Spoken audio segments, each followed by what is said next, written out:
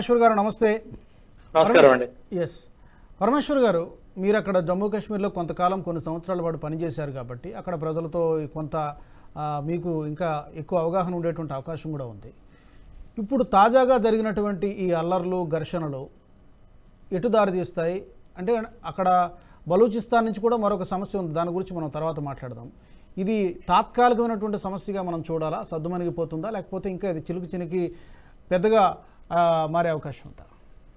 మీ observation. చాలా valid points వచ్చాయండి ఇప్పటికి ప్యానలిస్ట్ నుంచి. బట్ 2-3 థింగ్స్ మనం రెండు మూడు పర్స్పెక్టివ్స్ నుంచి చూడాలి. ఒకటి, ఇది తాత్కాలికమైన సమస్య అనేది ముమ్మాటికి కాదండి, ఇది ఎప్పటి నుంచో నడుస్తున్న సమస్య. వాళ్ళు ఎప్పటికప్పుడు పోస్ట్పోన్ చేస్తున్నారు, ఎప్పటికప్పుడు తొక్కేద్దామని చూస్తున్నారు. అది ఇప్పుడు ఆ ప్రపోర్షన్ పెరిగిపోయింది. ఆ సమస్యది ఎందుకు పెరిగింది అంటే, మీరు మే 22 నుంచి చూసారంటే వాళ్ళ ప్రైసెస్, వాళ్ళది పిఓజేకే అనేది ఏదైతే మనం అంటామో దాన్ని అక్కడ ఆ ఏరియాలో ఇన్ఫ్లేషన్ అనేది ఎప్పుడు చాలా హై ఉండేది, 20% ఉండేది. మీరు మే 22లో చూస్తున్నారంటే అది ఇప్పుడు ఆల్మోస్ట్ మే 23లో 38% కి, ఇప్పుడు అన్కన్ఫర్మ్డ్ రిపోర్ట్స్ బట్టి ఇట్ ఇస్ ఆల్మోస్ట్ 50% ఇన్ఫ్లేషన్ ఉందండి. 50% ఇన్ఫ్లేషన్ అంటే సస్టైనబుల్ ఎకానమీ కాదు. సో కేవలం ఫుడ్ ప్రైజెస్ కానీ చూడండి, లేకపోతే మీరు నీలం జీలం పవర్ ప్రాజెక్ట్ ఉంది, హైడ్రో పవర్ ప్రాజెక్ట్ ఉంది, అది పాకిస్తాన్ గవర్నమెంట్ తోటి 2600 మెగావాట్ ప్రొడక్షన్ ఉంది.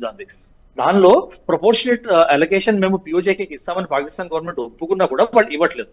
దాంతో ఏమైంది, వాళ్ళ ఫుడ్ ఇన్ఫ్లేషన్ పెరిగిపోయింది, వాళ్ళ పవర్ ఇన్ఫ్లేషన్ పెరిగిపోయింది, వాళ్ళ ట్రేడ్ కోసం కావాల్సిన పవర్ ట్రేడ్ కోసం కావాల్సిన వాటర్, ట్రేడ్ కోసం కావాల్సిన ఫండ్స్ 3 దొరకట్లేదు వాళ్ళకి. సో దాంతో ఏమైందంటే మాటలు ఒక కొలిక్కి చేరట్లేదని అనురాగ్ చౌదరి గారు ఎవరైతే ఆ రీజన్ ప్రీమియర్ ఉన్నారో ఆయన మొత్తం మీద ఎప్పటి నుంచో ప్రొటెస్ట్ చేస్తాను, కుదరట్లేదు అని ఆయన సపోర్ట్ తోనే, అఫీషియల్ గా చెప్పకపోయినా కూడా ఆయన సపోర్ట్ తోనే ఈ లాక్ జామ్ ఏదైతే ఉందో వీళ్ళు ట్రేడర్స్ మొదలెట్టారు. ఎందుకంటే ట్రేడర్స్ అక్కడ ట్రేడ్ సస్టైనబుల్ కాలేదండి.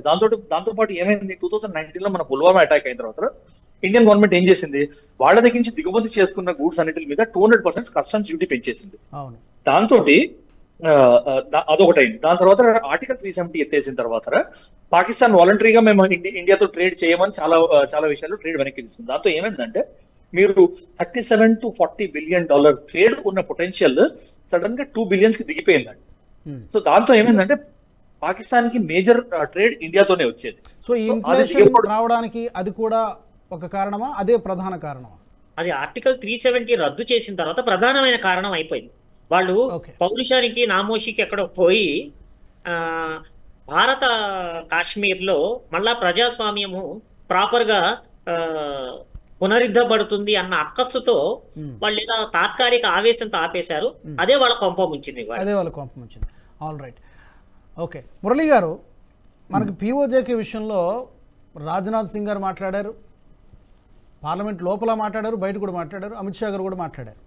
అది మన ప్రాంతమే, ఏ రోజుకైనా దాన్ని స్వాధీనం చేసుకుంటామనేటువంటి మాట ఎలక్షన్ ముందు, అఫ్కోర్స్ ఇప్పటికీ ఎలక్షన్ జరుగుతున్నాయి అనుకోండి, కొన్ని ఫేసెస్ ఇంకా జరగాల్సి ఉంది. అండ్ మోదీ గారు అన్నటువంటి మాటలు కూడా ఒకసారి మనం ఇక్కడ ప్రస్తావించుకోవాలి. ఆఫ్టర్ ఎలక్షన్ పెద్ద పెద్ద నిర్ణయాలు తీసుకోబోతున్నాం, అందులో చాలా ఉండొచ్చు, ఇది కూడా అందులో ఉంటే ఉండొచ్చేమో తెలియదు మనకి. సో దీన్ని బట్టి ఇది సరైనటువంటి సమయమా అంటే, మేబీ ఈ సంవత్సరం ఇది సరైనటువంటి సమయమా ఇంటర్వ్యూన్ కావడానికి పిఓజేకే విషయంలో? ఒత్తిళ్లు కూడా ఉంటాయిగా, అంతర్జాతీయంగా చాలా ఒత్తిళ్లు కూడా ఉంటాయి ఒకవేళ ఇంటర్వ్యూన్ అయితే. నేను అనుకుంటా ఇది మన దేశం యొక్క కమిట్మెంట్. ఏదైతే భూభాగాలు మన నుంచి విడిపోయాయో, కోల్పోయామో వాటిని తిరిగి సాధించుకోవడము ఈ దేశం యొక్క కమిట్మెంట్. దీన్నే రిపీటెడ్ గా మోడీ గారు కానీ, అమిత్ షా కానీ, ఈవెన్ 370 ఎత్తివేస్తున్న సమయంలో పార్లమెంటులో అమిత్ షా గారు హోమ్ మినిస్టర్ గా చేసిన ప్రకటనలో ప్రధానమైన ప్రకటన ఇదే, విడిపోయిన భూభాగాలను అన్నిటినీ వెనక్కి తీసుకొని తీరుతాం అనేటువంటిది. ఇది promise made by the government to the people of India. కనుక దాన్ని అలా ఊరికే ఆషామాషిగా తీసుకోవాల్సింది కాదు ఈ విషయం. అయితే ఇప్పటికిప్పుడు ఏదో యుద్ధం చేస్తాము, లేకపోతే తిరిగి భూభాగాలను మనం జయిస్తాము అనేటువంటి విషయం కాదు. డిప్లొమసీ ద్వారానే పాకిస్తాన్ ను దెబ్బతీశాము ఇప్పటికే. ఆ విధంగా ఆర్థికంగా కుదేలైపోయింది పాకిస్తాన్. వారు చెప్పారు కదా ఇంత 370 తొలగించిన తర్వాత వారు రకమైన పోకడలు ఏంటంటే వాణిజ్యాన్ని ఆపేసుకున్నారు. ఏమో చేస్తాం భారత్ ఏం చేస్తారు, దానివల్ల నష్టపోయారు, పాకిస్తానే నష్టపోయింది. ముఖ్యంగా పిఓకే ప్రాంతం ఎక్కువ నష్టపోయింది. విద్యుత్తును కళ్ళ ముందు డ్యామ్, అది మాంగ్లా డ్యామ్ ఏదైతే ఉందో అక్కడ నుంచి, అంటే పిఓకే ఉన్న డ్యామ్ అది, అక్కడ నుంచి విద్యుత్ 75% విద్యుత్ పంజాబ్ ఇస్తున్నారు, పాకిస్తాన్ లో ఉన్న పంజాబ్. ఎందుకంటే వాళ్ళ ప్రైమ్ మినిస్టర్ అక్కడ నుంచే ఉన్నాడు కనుక ఇక్కడనేమో చీకట్లు, అక్కడనేమో వెలిగిపోతా ఉంది విద్యుత్, ఏమో ఇక్కడిది ఉత్పత్తి ఇక్కడ వాడుతున్నది అక్కడ. ఇలాంటి పరిస్థితుల్లో ప్రజలు తిరగబడుతున్నారు కనుక, ఇండియాను కోరుకుంటున్నారు కనుక ఇప్పటికెళ్ళి ఇప్పుడు యుద్ధం చేసి మనం దాన్ని తీసేసుకుంటామని నేను అనుకోవడం లేదు. కనుక ఇలాంటి చర్యల ద్వారానే, డిప్లొమసీ ద్వారానే, ఎందుకంటే యుద్ధం అనేది అంత సులభమైన విషయం కాదు. వారు మణిశంకర్ అయ్యారు అన్నారు కదా, ఏదో బెదిరియడానికి, భారత్ ను బెదిరియడానికి బాంబు ఉంది, అణుబాంబు ఉంది. అణుబాంబు వాళ్ళ దగ్గర ఉంటే మన దగ్గర ఉంది. మన దగ్గర ఉన్నది ఏదో పిల్లలు ఆడుకునే టపాకాయలు కాదు కదా. కానీ ఏ బాంబు అనేది కాదు ఇక్కడ. యుద్ధంకు సరైన సమయం అయితే కాదు, అంత సీరియస్ విషయం కాదు.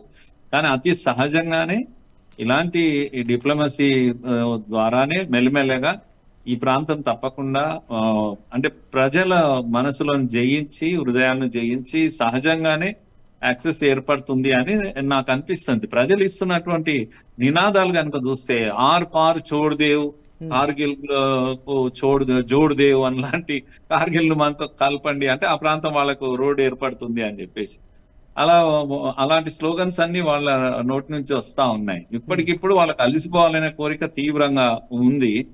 కానీ మిలిటరీతో దీన్ని సాధిస్తారని నేను అనుకోవడం లేదు.